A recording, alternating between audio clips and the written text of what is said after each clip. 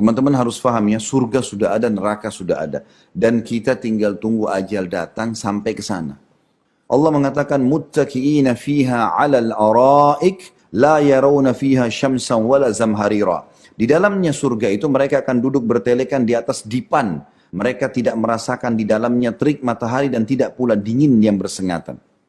Orang muslim sudah punya bocorannya, tahu, bersyukurlah dengan itu. Sampai kata Nabi SAW, demi zat yang jiwa Muhammad dalam genggamannya, maksudnya demi Allah, seseorang di antara kalian lebih dekat dengan surganya daripada tali sendalnya sendiri. Dan seseorang di antara kalian lebih dekat dengan nerakanya dari tali sendalnya sendiri. Ini disebabkan Nabi sebutkan karena ada satu orang Arab Badui di perang Khaybar. Pada saat Nabi SAW menembus benteng Yahudi di Khaybar, ada satu orang Arab Badui. Rupanya dia memperhatikan peperangan Nabi SAW. Dia lihat para sahabat kalau malam sholat malam, baca Quran, pagi mereka berebut untuk membuatkan masakan teman-teman mujahidnya yang sedang luka diobati, kebaikan semuanya. Dia tertarik, berhari-hari dia lihat dari jauh, tertarik. Dia datang kepada sahabat Nabi. Kalian ini siapa? Dari mana? Apa agama kalian ini? Maka dijelaskan, tertarik orang ini, mau masuk Islam. Maka dia pun berkata, saya mau masuk Islam. Kata para sahabat, di depan sana ada Rasulullah, utusan Allah sallallahu alaihi wasallam. Datang masuk Islam di tangan dia. Maka orang ini datang lalu berkata, ya Rasulullah, saya dari Arab Badui ingin masuk Islam. Kata Nabi SAW, baik ucapkan, asyhadu an la ilaha illallah wahdahu la syarika lah, wa asyhadu anna Muhammadan abduhu wa rasuluh. Syahadat. Orang itu syahadat. Nabi SAW waktu itu kebetulan baru menembus satu benteng namanya benteng Naim. Ada harta rampasan perang. Ghanimah lagi dibagi-bagi. Kata Nabi SAW kepada sahabat yang bagi-bagi, kasih juga orang ini. Karena orang ini masuk Islam pas pembagian harta. Orang itu bilang apa? Ya Rasulullah, sebentar. Saya masuk Islam bukan untuk harta. Bukan karena ini. Saya ini masuk Islam tadi gara-gara saya dengar sahabat-sahabat Anda cerita jauh-jauh dari Madinah keluar untuk cari pahala, untuk dibunuh oleh musuh, masuk surga. Mereka gambarkan kepada saya surga. Surga luasnya langit dan bumi, ada dayang-dayang, ada bidadari, ada bidadara, kenikmatan abadi, luar biasa. Itu yang saya kejar ya Rasulullah.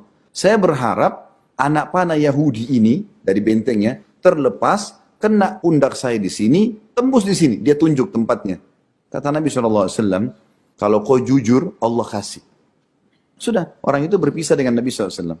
Rupanya kecamuk perang. Allahu Akbar, takbir, peperangan. Orang-orang Yahudi lempar anak panah. Orang yang pertama mati orang tadi. Dan anak panahnya dalam hadis Bukhari dikatakan kena di titik yang dia tunjuk. Dia tuh meninggal, mati syahid dia. Nabi SAW waktu lihat jenazahnya sambil kaget mengatakan, ini orang yang tadi nih? Kata sahabat, iya ya Rasulullah. Kata Nabi SAW, maha suci Allah yang benarkan janjinya. Orang ini betul-betul tulus Allah kasih. Lalu Nabi SAW bilang, siapa yang mau lihat penghuni surga yang belum pernah sujud sekali, ini orangnya. Baru syahadat sudah mati syahid. Baru beliau mengatakan, ketahuilah, seseorang di antara kalian lebih dekat dengan surganya dari tali sendalnya sendiri. Kita tinggal teman-teman halal nikmati, perintah kerjakan, wajib dan sunnah. Mati masuk surga. Sederhana sekali. Itu saja konsepnya. Antum sudah paham? Istiqomah saja. Selesai. Tapi orang mau masuk neraka, kata Nabi SAW, seseorang yang lebih dekat dengan neraka daripada tali sendalnya sendiri. Dia zina, dia riba, dia ini, dia itu, mati masuk neraka. Selesai konsepnya. Sederhana sekali. Allah menjelaskan lagi tentang surga. Selain mereka akan duduk di dipan-dipan, mereka akan saling ketemu, saling ngobrol satu sama yang lain. Allah mengatakan, wadaniyatan alaihim dhilaluha, wa dhullilat kutufuha tadlila. Dan naungan pohon-pohon surga itu dekat di atas mereka. Dan buahnya dimudahkan memetiknya semudah-mudahnya. Kata para ulama tafsir, kalau ahli surga berdiri, buah itu mendekat ke tangannya, sehingga mudah dia jangkau. Kalau dia duduk, mendekat lagi. Kalau dia baring, mendekat lagi. Jadi tidak perlu dia ulurkan tangannya. Dan setiap kali buah surga dipetik, keluar buah baru. Dengan kualitas yang sama. Kita tahu di muka bumi ini, kalau kita petik buah mangga, tunggu 1 tahun lagi baru berbuah. Di surga tidak begitu. Dipetik keluar, selalu. Kenikmatan abadi. Sesuatu yang luar biasa dan Allah suruh kita itu. Kejar surga. Dunia kau lewatin saja. Targetnya di sana. Kita mampir di sini dunia untuk meninggikan derajat kita di surga. Seperti sekarang kita sedang ikut training, pelatihan, nanti kita praktekin untuk dapat yang terbaik supaya tingkat kita di kantor tuh naik jabatannya. Allah bilang lagi, wa yutafu alaihim bi aniyatin min fiddatin wa aqwabin kanat qawarira. Dan diedarkan kepada mereka penghuni surga itu bejana-bejana dari perak dan piala-piala yang bening laksana kaca untuk mereka minum. Dan dibahasakan dengan piala, artinya sesuatu yang besar, tapi dia bisa memegangnya. Qawarira min fiddatin qaddaruha taqdira. Piala-piala atau bejana-bejana untuk minum itu terbuat dari perak yang telah diukur untuk mereka dengan sebaik-baiknya. Kata para ulama tafsir, ukuran untuk meletakkan mulutnya pas, cairan yang masuk ke mulutnya pas, pegangan tangannya pas, semuanya pas. Dalam sebuah hadis dikatakan, di dalam surga itu ada 4 lautan. Ini juga disebutkan dalam surah Muhammad ya. Allah mengatakan di surga itu ada sungai dari susu yang tidak pernah berubah, madu yang telah tersaring, arak yang tidak memabukkan, dan air tawar yang manis. Dan ini nanti akan mengalir di setiap istana seseorang di antara kita. Lalu kemudian kata Ibnu Abbas radhiyallahu anhu dalam sebuah riwayat, air-air yang ada mengalir dalam istana-istana di surga, jangan kalian bayangkan seperti air kalian di dunia, yang mungkin seperti kolam misalnya tertampung di bawah, enggak. Tapi air itu akan jalan di atas lantai surga dan tidak tumpah. Sehingga ahli surga menyentuhkan gelasnya dan tidak tumpah, lalu dia minum. Air itu mengalir seperti dia lihat. Lalu Allah mengatakan, وَيُسْقَوْنَ فِيهَا كَأْسًا كَانَ مِزَاجُهَا زَنْجَبِيلًا. Dan di dalam surga mereka diberi minum segelas minuman yang campurannya adalah jahe. Dan ini ulama tafsir mengatakan setiap kali ada penyebutan tentang buah, sayuran, dalam Al-Quran itu berarti paling baik buat kesehatan. Penyebutan tentang buah delima, buah anggur, buah pisang, sayuran seperti ada labu, kemudian di sini ada jahe, penyebutannya semua itu adalah yang terbaik buat manusia konsumsi. Kemudian ainan fiha tusamma salsabila. Di dalam surga ada juga mata-mata air yang dinamakan dengan salsabila. Artinya ini mata-mata air banyak sekali. Setiap di sudut istananya dia ke sana ada mata air, bisa minum setiap saat dimanapun dia mau. Dan ini surga teman-teman, bukan seperti rumah kita di dunia ya.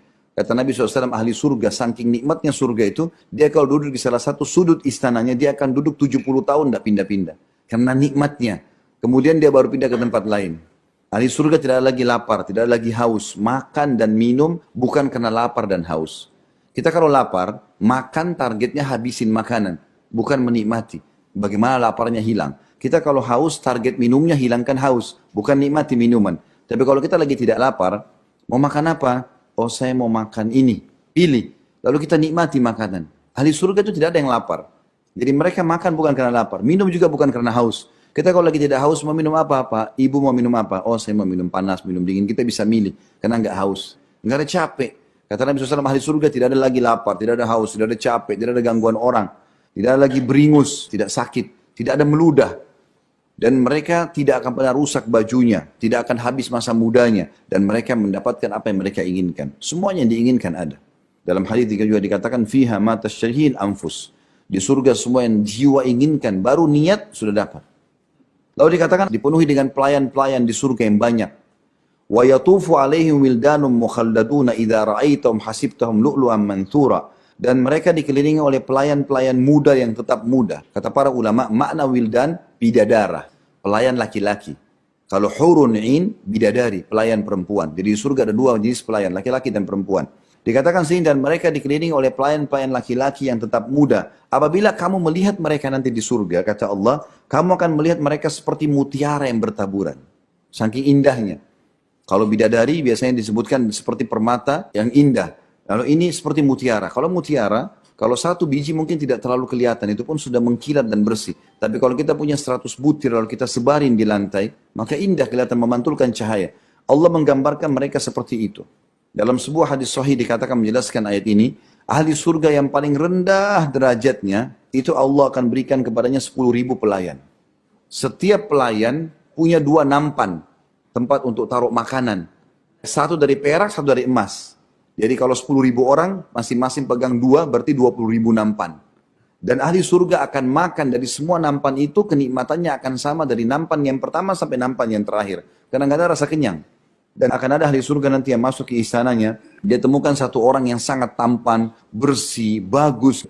Lalu dia mengatakan, siapa kau ini? Apakah kau salah satu dari malaikat-malaikat Allah? Kata dia, bukan. Saya adalah salah satu pelayanmu. Pelayan. Ahli surga tidak ada lagi yang jelek, nggak ada lagi yang susah. Kata Nabi SAW, kalian kalau masuk surga, maka postur tubuh kalian seperti Adam AS, 60 siku ke langit, 27,5 meter, tinggi sekali. Wajah kalian seperti Yusuf, hati kalian seperti Ayub. Jadi kasus jelek itu cuma di dunia, kasus pendek cuma dunia, akhirat sudah berbeda semuanya. Ini janji Allah SWT. Lalu Allah mengatakan, wa idza ra'aita thamma ra'aita na'iman wa mulkan kabira. Dan apabila kamu melihat nanti di surga, mereka penghuni surga sama pelayan-pelayannya semuanya, maka niscaya kamu akan melihat berbagai macam kenikmatan dan kerajaan-kerajaan yang besar. Raja, semua ahli surga raja. Kata ulama, semua ahli surga raja. Karena dia punya dayang-dayang, dia punya istana sendiri, dia punya kerajaan sendiri. Tapi di dalam surganya, Allah menjelaskan tentang pakaian mereka. Aliyahum thiyabu sundusin khudrun wa istabraq wa hullu asawira min fiddatin wa saqahum rabbum syaraban tahura.